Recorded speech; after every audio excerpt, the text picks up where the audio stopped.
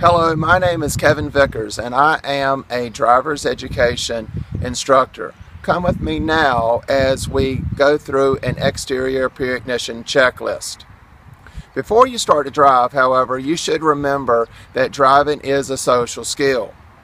It's important to also know who's parked beside your vehicle. For example, will it be hard to back out your vehicle because of how they park beside you? You need to make sure that there's no debris under the vehicle or liquid under the vehicle.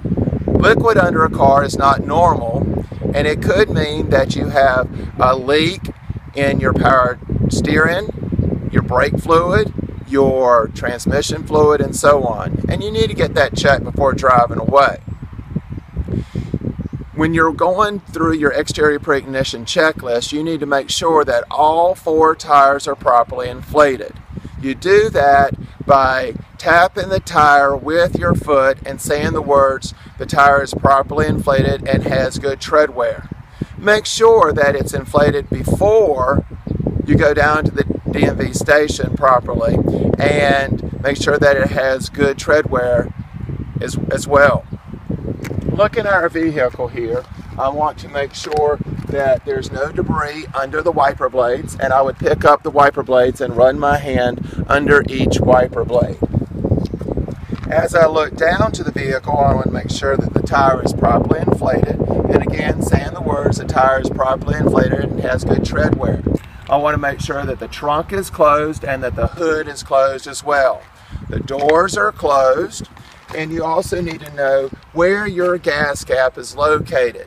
Most American vehicles are located, the gas cap is located on the back left or right fender panels. Imports are located on the front left or right fender panel. And classic cars, the gas cap can be located under the license tag. I have another tire. I need to say the words that the tire is properly inflated and has good tread wear. I need to make sure that the trunk is closed as well.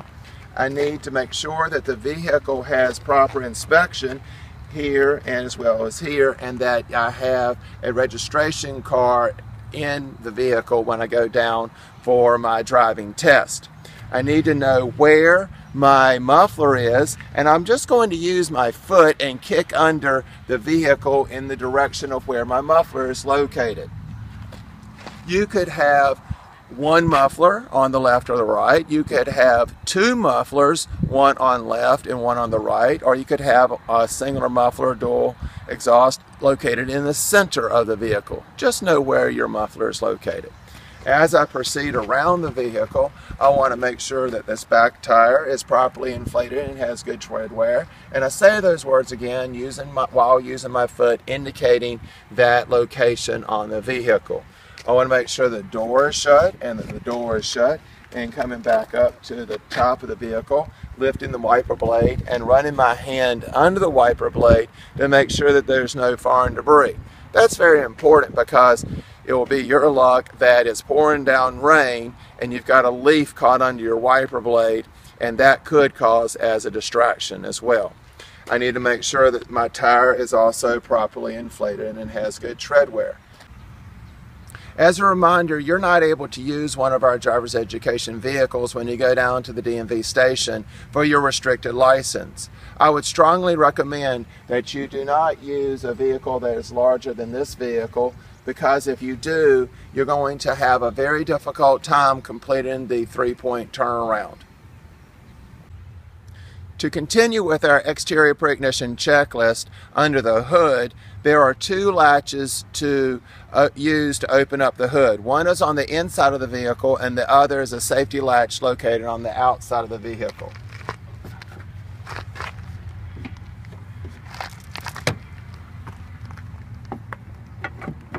While under the vehicle, the 7 items that you need to know are the radiator cap. You need to be able to say the words, "Do not take the radiator cap off if the engine is hot, because hot radiator fluid will spray out and burn you."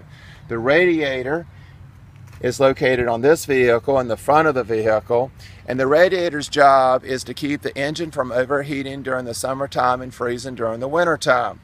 You need to know where the oil cap is, and you also need to know where the oil dipstick is and the transmission dipstick, as well as the brake fluid in this vehicle and the battery. Those 7 components are important for you to know just for proper knowledge, as well as completing your restricted license examination down at the DMV station. Now we're going to focus on the interior pre-ignition checklist. One critical thing to remember is that you need to ask permission to crank up the car before you put the key in the ignition or crank up the car. Another thing that you need to do, make sure, is that everyone is buckled up before asking permission.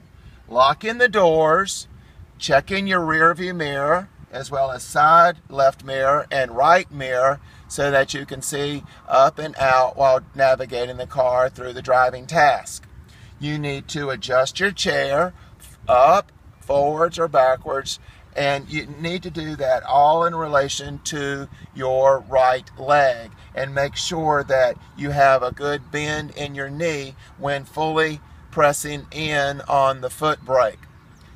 You need to check the outside lights in the front of the vehicle while you're in the car, and the examiner's on the outside of the car, by checking your left signal, your right signal, your hazard lights, your parking light. And you also need to check your high beams and your low beam lights. Remember, North Carolina state law says that if it's raining outside or if it's becoming dark, you need to turn your headlights on. As silly as it sounds, you also need to do a horn check, as I'm about to do now, and ask the examiner if they can hear the horn. The examiner will then go in the back of the vehicle and check the exterior lights while you're still in the cab of the car. You're going to check your left signal, your right signal, your hazard lights, and your parking light, as well as your running lights, and your foot brake light is the last light that you're going to check.